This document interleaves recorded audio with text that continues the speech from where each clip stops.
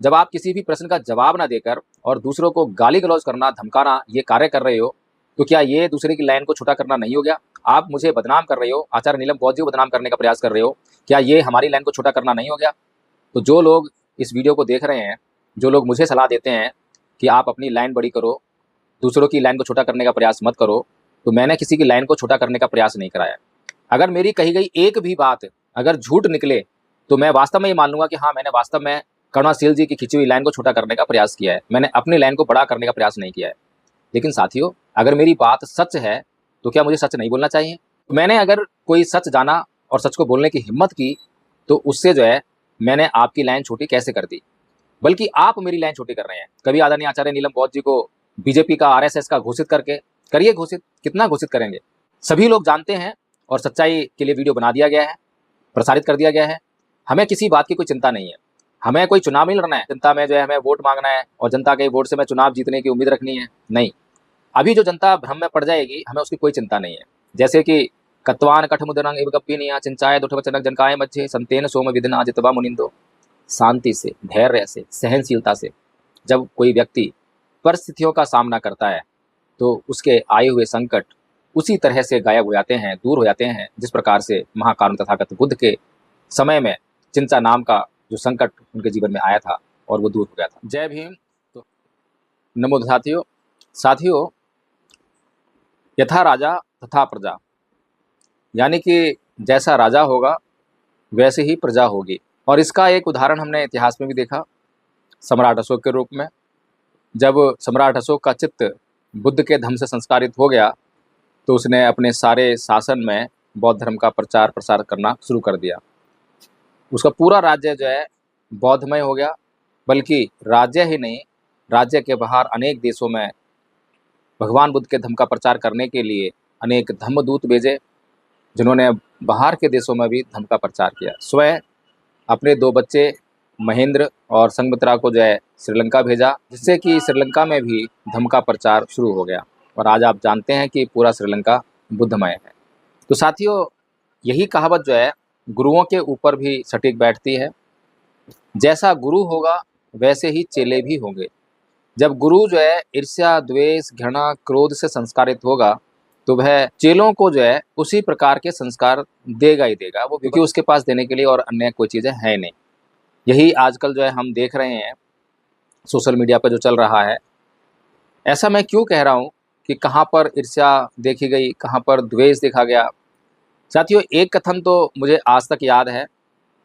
जब हम धनौली बुद्ध विहार में बैठे थे, तो उस समय शायद ये जो एक प्रकरण हुआ था, जो उज्जैन का महाकाल मंदिर है, उसमें जाकर दलाई लामा जी ने जो शिवलिंग है उस पर दूध चढ़ाया था। और उस पर दूध चढ़ाने के बाद तो करुणाशील जी ने दलाई लामा को बोला कि दलाई लामा नहीं, दलाल लामा। अब बताइए, दलाई लामा दलाल लामा कैसे हो गए? कौन सी दलाली कर दी? किस चीज़ की दलाली की है? यही शब्द जो है उन्होंने जो है अभी हमारे आचार्य के साथ उनकी बातचीत हुई, उसमें भी दलाल शब्द का इस्तेमाल किया। ये उनके शब्द हैं, ये आप खुद सुनिए। आपके सवाल कहाँ है? तो सवाल मेरे यही थे। आप तो दलाली कर रहे हैं, सवाल नहीं आप। तो साथियों, आपने सुना कि किस प्रकार से ये जो दलाल शब्द है वो इस्तेमाल किया। और जो मैंने आपको घटना बताई है कि आपको भी पता है कि दलाई लामा ने जो है उज्जैन के महाकाल मंदिर में शिवलिंग पर दूध चढ़ाया था। ये घटना जो है बहुत सोशल मीडिया ने कवर की थी, जो मेन मीडिया उसने भी कवर की थी, क्योंकि एजेंडा ही रहता है। लेकिन क्या वास्तव में जो करुणाशील जी हैं सत्य बोलने वाले हैं, सच बोलने वाले हैं, अपने अनुयायियों को सत्य बोलना सिखाते हैं, जांच करना सिखाते हैं? बिल्कुल भी नहीं। क्योंकि दलाई लामा को दलाल लामा बोलना, लेकिन उनकी वो मजबूरी नहीं समझना कि वो इस देश में शरणार्थी हैं। वो इस देश में जो भी शासन में रहता है, जिसके पास सत्ता होती है, उसके अधीन उन्हें रहना होता है, उसके रहमो करम पर उनको रहना होता है। वो अपने देश में नहीं है कि अपनी मर्जी से जो है वो कुछ कर सकें। और फिर अकेले दलाई लामा का मैटर नहीं है, यहाँ पर एक तरह से पूरा तिब्बत बसा हुआ है। हिमाचल प्रदेश में, दिल्ली में, जगह जगह पर जो है तिब्बती लोग बसे हुए हैं। सबका जीवन जो है खतरे में आ जाता है। तो साथियों, इस तरह से मैंने जो समझा मैंने आपको बताया। अब आपको क्या समझना है आप खुद समझ सकते हैं। इसके अलावा एक दूसरा उदाहरण है, एक दूसरी घटना है गुरु गोयनका जी को लेकर।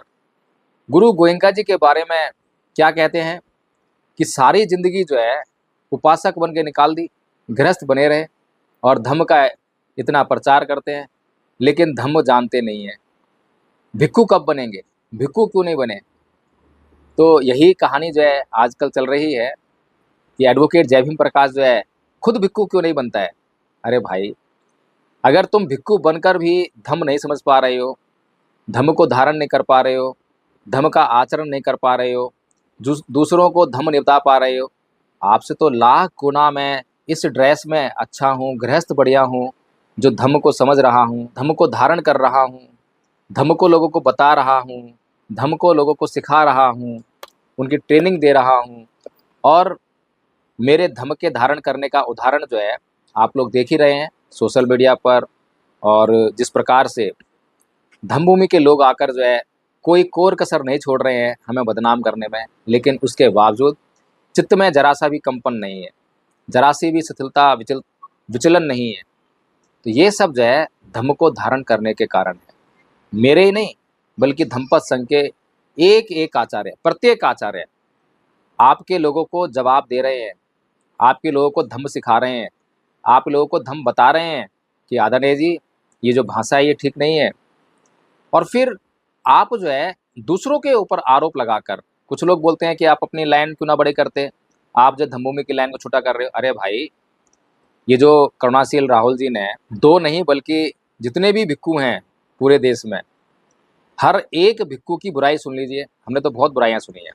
उस समय हमें बुराई अच्छी लगती थी क्योंकि वो जो है वो जो भिक्खु नहीं कर रहे हैं वो करते थे, और एक यूनिक बात होती थी। जैसे कि एक अच्छी बात भी लगी मुझे, पुष्प कैसे अर्पित करते हैं, बहुत अच्छी बात लगी। लेकिन आप जो है खुद दूसरों की बुराई करके उसका आधार बनाकर जो है उसकी सीढ़ियाँ बनाकर ऊपर चढ़ने का काम करते हैं, और दूसरों पर आप ये आरोप लगाते हैं कि अपनी लाइन बड़ी करो, दूसरी लाइन क्यों छोटे करते हो। अब धम्मपद संघ क्या कर रहा है? मैंने आपकी कौन सी लाइन छोटी करने का प्रयास किया है? पिछले 3 साल से धम्मपद संघ ने 320 प्लस लोगों को जो है कोर्स करा दिया, याद करा दिया, आचरण कर रहे हैं। नमो तस्य भगवतो अरहतो सम्मा संबुद्धस्स। मैं उन सम्यक संबुद्ध को नमन करना चाहता हूँ जिन्होंने अपनी समाज पुरांत्या निरंतर स्थापित करके अपने चित्त कलेशों का अंत कर दिया और काम क्रोध लोभ द्वेष इच्छा राग इत्यादि को अपने चित्त से निकाल बाहर कर अपने चित्त को परिशुद्ध किया। तो आपका तो एक भी व्यक्ति अभी तक जो है सामने नहीं आया है, आप खुद सामने नहीं आए हो। फिर समस्या क्या है? आप ये गाली गलौज क्यों करवा रहे हो? आप जो है ये जो वीडियो बनवा रहे हो, धमकियाँ दिलवा रहे हो, ये क्यों दिलवा रहे हो? आप इन धमकियों से, इन गाली गलौज से क्या साबित कर सकते हो? आपको तो केवल ये साबित करना है कि जो मैंने कहा है वो गलत है। उसको साबित करने के बजाय आप सब कुछ कर रहे हो, सब कुछ करने के लिए तैयार हो, लेकिन जो साबित करना है, जिसका जवाब आपसे मांगा जा रहा है, उस जवाब को देने के लिए आप अभी तक उपस्थित नहीं हुए। आपकी पोल तो जो है दिल्ली में भी खुल गई। जब दिल्ली में एक ऑडिटोरियम में आपने प्रोग्राम किया, काफ़ी बड़ा प्रोग्राम किया था, लोग तो प्रभावित होंगे ही। बड़ा मंच, एक ड्रेस कोड, प्रभाव तो जाना ही जाना है। लेकिन दिल्ली में तमाम बहुजन मीडिया उपस्थित रहती है। आपने जो है 7 चैनलों की रिपोर्ट है कि 7 चैनलों को उस कार्यक्रम में प्रवेश नहीं दिया, घुसने ही दिया अंदर। क्यों? क्या कारण रहा? इसका जवाब कौन देगा? आप एक भी बात का, एक भी सवाल का जवाब नहीं दे रहे हो और दूसरों को गाली देने में लगे हुए हो। जब आप किसी भी प्रश्न का जवाब ना देकर और दूसरों को गाली गलौज करना, धमकाना ये कार्य कर रहे हो, तो क्या ये दूसरे की लाइन को छोटा करना नहीं हो गया? आप मुझे बदनाम कर रहे हो, आचार्य नीलम बौद्ध जी को बदनाम करने का प्रयास कर रहे हो, क्या ये हमारी लाइन को छोटा करना नहीं हो गया? तो जो लोग इस वीडियो को देख रहे हैं, जो लोग मुझे सलाह देते हैं कि आप अपनी लाइन बड़ी करो, दूसरों की लाइन को छोटा करने का प्रयास मत करो, तो मैंने किसी की लाइन को छोटा करने का प्रयास नहीं कराया। अगर मेरी कही गई एक भी बात अगर झूठ निकले तो मैं वास्तव में ये मान लूँगा कि हाँ, मैंने वास्तव में करुणाशील जी की खींची हुई लाइन को छोटा करने का प्रयास किया है, मैंने अपनी लाइन को बड़ा करने का प्रयास नहीं किया है। लेकिन साथियों, अगर मेरी बात सच है तो क्या मुझे सच नहीं बोलना चाहिए? फिर जो चौथा सील है मूसा वादा वेरमणि सिक्खा पतंग समादियामी, क्या उसमें जो झूठ नहीं बोलना, अगर मुझे सत्य की जानकारी हो गई है और सत्य को मैं नहीं बता रहा हूँ और सत्य को नहीं बताने से लोगों का नुकसान हो रहा है, तो क्या वो झूठ नहीं बन जाता है? क्या वो चौथा सील का उल्लंघन नहीं हो जाता है? तो मैंने अगर कोई सच जाना और सच को बोलने की हिम्मत की, तो उससे जो है मैंने आपकी लाइन छोटी कैसे कर दी, बल्कि आप मेरी लाइन छोटी कर रहे हैं। कभी आदरणीय आचार्य नीलम बौद्ध जी को बीजेपी का, आरएसएस का घोषित करके करिए घोषित, कितना घोषित करेंगे? सभी लोग जानते हैं और सच्चाई के लिए वीडियो बना दिया गया है, प्रसारित कर दिया गया है। हमें किसी बात की कोई चिंता नहीं है। हमें कोई चुनाव नहीं लड़ना है जो जाकर जो है अभी जनता में जो है हमें वोट मांगना है और जनता के वोट से मैं चुनाव जीतने की उम्मीद रखनी है। नहीं, अभी जो जनता भ्रम में पड़ जाएगी, हमें उसकी कोई चिंता नहीं है।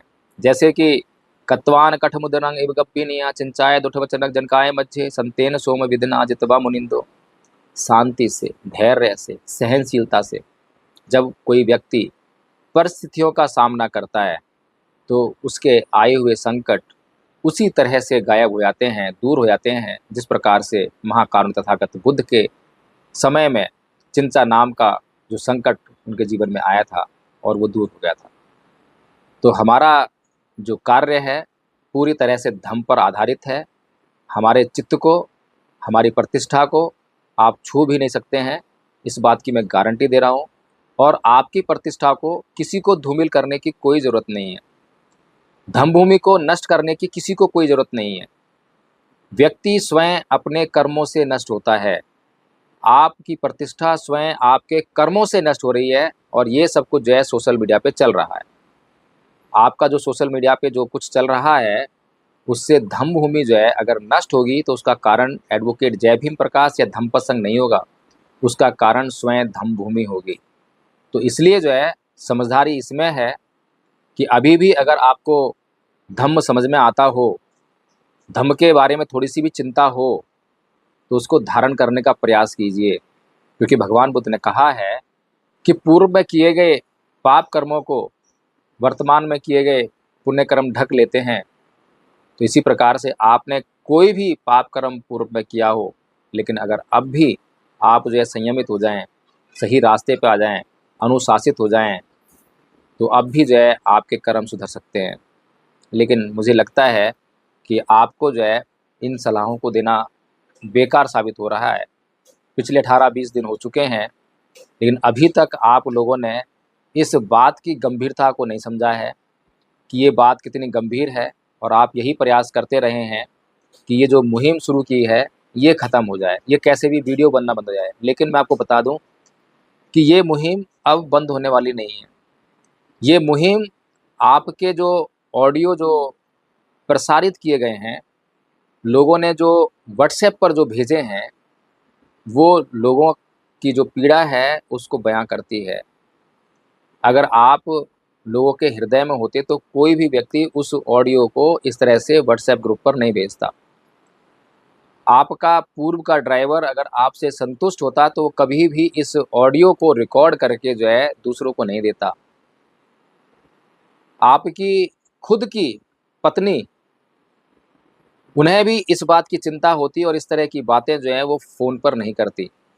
लेकिन क्योंकि पीड़ित तो निर्मला जी भी हैं, और हो सकता है कि ये ऑडियो जो है स्वयं निर्मला जी ने खुद रिकॉर्ड करके जो है रिलीज़ किया हो। क्या गारंटी है कि उस बेचारे ड्राइवर ने ही, जिसको आप जो इतना धमका रहे हैं, डरा रहे हैं, उसी ने रिलीज़ किया है। तो इसीलिए ये जो अभियान शुरू हुआ है, ये अभियान सत्य को स्थापित करने के लिए शुरू हुआ है। और जब तक ये सत्य स्थापित नहीं हो जाता, कौन सा सत्य?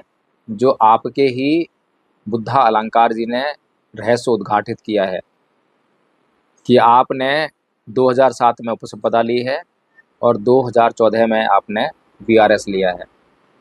ये सत्य है। आपका चीवर जो है भ्रम है, झूठ है, दिखावा है। ये झूठ, दिखावा, छलावा, भ्रम, ये केवल जो है लोगों का धन ऐंठने का एक प्रयोजन मात्र है। इसके अलावा इसमें कुछ नहीं है। आपके एक भी कार्यक्रम में, आपकी एक भी योजना में धम्म का प्रचार नहीं है। आपकी आचार संहिता भी पढ़ ली है, कुछ नहीं है, कहीं धम्म ही नहीं है।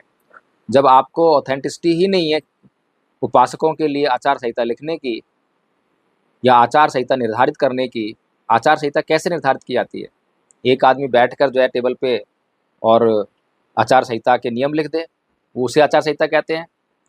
या फिर उपासकों का संघ बैठे और संघ में एक एक पॉइंट को जो है, एक एक रूल को डिस्कस किया जाए कि भाई सभी को ये रूल मंजूर है, क्या इस रूल के बारे में किसी को कुछ कहना है? जब पूरा संघ जो है उस रूल को, उस नियम को स्वीकार करता है और जब वो लिखा जाता है तो वो संघ के सदस्य उस नियम पर चलने के लिए बाध्य भी होते हैं। अपने घर पर बैठकर जो है नियम नहीं लिखे जाते।